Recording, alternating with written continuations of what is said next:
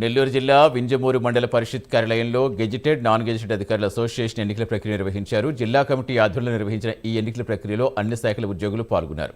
Association Vinjamuru తాలూకా అధ్యక్షులుగా వెలుగోటి మధు ఏకగ్రీవంగా ఎన్నికయ్యారు. తనపై నమ్మకం ఉంచి తనకు అధ్యక్ష పదవి ఇచ్చిన సభ్యులకు మధు ధన్యవాదాలు తెలిపారు. ప్రభుత్వం నుంచి వచ్చే ప్రతి రాయితీ ఉద్యోగులకు వచ్చేలా కృషి చేస్తామన్నారు.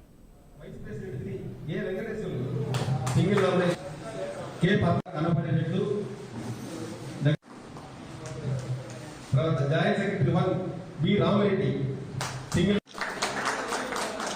Vice president 1 K Padmanabha.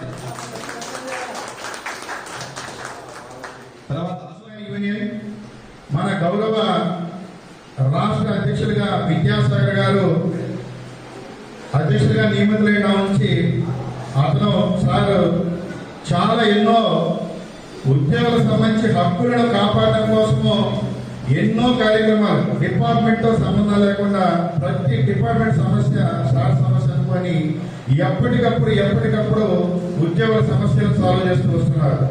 మీకు తెలుసు, మన డిఐ అయితేమి, మెడికల్ రియంబర్స్ అయితేమి, పిఎఫ్ విషయాలు అయితే ప్రతి విషయంలో అప్పటికప్పుడు జీవోలో పొరపాట్లు ఉన్న అప్పటికప్పుడు ఈవినింగ్ లోపు రప్పించే ఏకైక సత్తా ఉన్నటువంటి మన స్టేట్ అధ్యక్షులు విద్యాసాగర్ గారు మనము మన అధ్యక్షులుగా ఉండడం అనేది మనం పూర్వజన్మ సుకృతంగా పెరుగు. అందుకనే ఈ ఏపీలో సంబంధించి ఇప్పుడు చాలా సీరియస్ గా పరిగణించబడుతుంది.